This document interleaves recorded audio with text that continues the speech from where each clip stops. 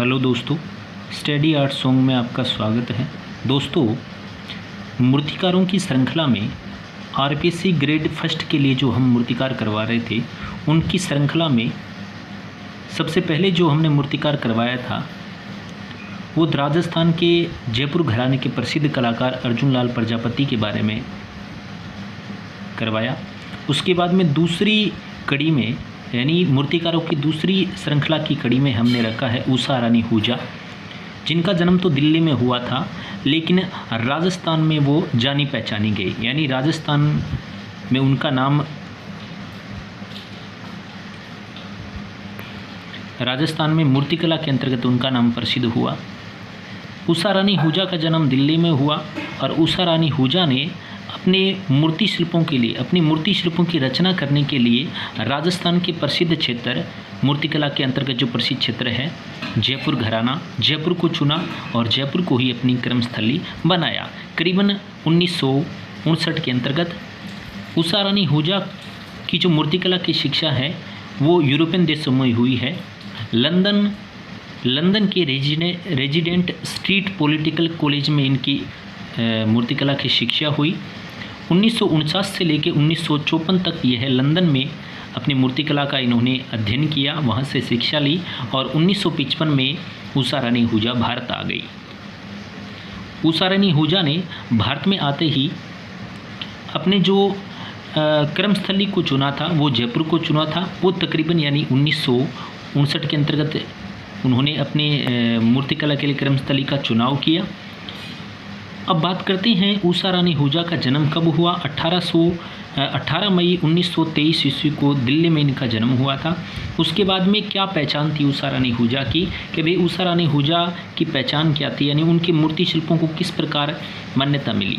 तो देखिएगा, उषा रानी के मूर्ति शिल्पों में एक विशेष पहचान है। बड़े आकार की सीमेंट मूर्तियाँ उषा रानी की पहचान है। अगर आपको कहीं बड़े आकार की सीमेंट मूर्तियाँ दिखाई दे तो इसका मतलब ये है कि ठीक इसी प्रकार या यह कार्य उषा रानी हुजा का है। कहने का मतलब वो जरूरी नहीं है कि उषा रानी हुजा का है, लेकिन उसी प्रकार का कार्य है वो उषा रानी हुजा करती थी। यानी सीमेंट की बड़ी मूर्तियों का निर्माण करना उषा रानी की पहचान है। उनकी मूर्ति शिल्पों में आता है धातु के अनुपयोगी टुकड़ों को, यानी जो धातु के ऐसे टुकड़े जो उपयोगिता में न लाए जा सके, उन टुकड़ों को इकट्ठा करके वो एक अनोखा रूप या अभिनव प्रयोग करती थी।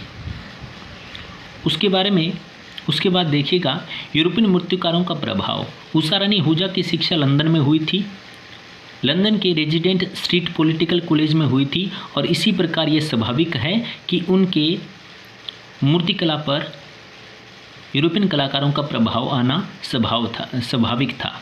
तो देखिएगा, यूरोपियन मूर्तिकारों में जो प्रभाव आया उषा रानी हुजा पर, तो हेनरी मूर के मूर्ति शिल्पों का उषा रानी हुजा ने अध्ययन किया था। एक्टिन मुलोल की मूर्ति शिल्पों का इन्होंने अध्ययन किया था। उसके बाद पिकासो का भी इन पर प्रभाव आया था। पिकासो यानी घनवाद के जो प्रसिद्ध कलाकार हुए थे, जिन्होंने घनवाद को एक मूर्त रूप दिया था। उसके बाद में उषा रानी हुजा अपनी कला की बुनियादी प्रेरणा मानवीय गतिविधियों को मानती थी। यानी कहने का मतलब ये है कि उषा रानी हुजा है वो जो मानव गतिविधि करता है, मानव के जो जीवन में आत्मसात चंचलतापन है और मानव जो भी कार्य करता है, उन कार्यों को उन्होंने अपनी अभिव्यक्तियों के अंतर्गत रखा, यानी मूर्तियाँ उन पर बनाई। उसके बाद में आपकी मूर्ति शिल्पों पर हेनरी मूर के इंद्रिय तथा लहराते हुए हिलते डुलते विशिष्ट आकारों का प्रभाव है। अगर हेनरी मूर की मूर्ति शिल्पों को अगर देखा जाए तो उनमें इंद्रियता, कहने का मतलब उसके केंद्र में लहराते हुए हिलते डुलते विशिष्ट आकार दिखाई देते हैं। यानी उनकी मूर्तियाँ लहराती और हिलती डुलती हुई दिखाई देती है। यानी कुछ आकार इस प्रकार हमें दूर से दिखाई देते हैं हेनरी मूर की चित्रकला पर, हेनरी मूर की मूर्तियों पर।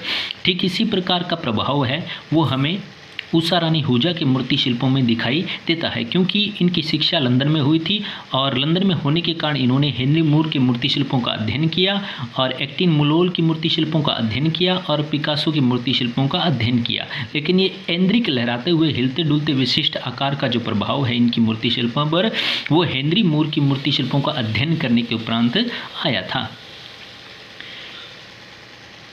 और ठीक इसी प्रकार क्योंकि ये स्वाभाविक था कि इन्होंने इंग्लैंड से मतलब क्या है चित्रकला में शिक्षा ग्रहण की थी। उसके बाद देखिएगा पाश्चात्य यथार्थवादी शास्त्रीय शैली का निर्माण। कहने का मतलब यानी पाश्चात्य शास्त्रीय यथार्थवादी शास्त्रीय शैली का इनके मूर्तियों में निर्माण किया गया, यानी इन्होंने निर्माण किया। उदाहरण के रूप में शिल्प और कांस्य, यानी इनके आप शिल्प में बने हुए मूर्ति शिल्प देखोगे, लकड़ी में बने हुए मूर्ति शिल्प देखोगे तो आप पाओगे कि इन मूर्ति शिल्पों में यथार्थवादी शास्त्रीय शैली का प्रभाव दृष्टिगोचर होता है।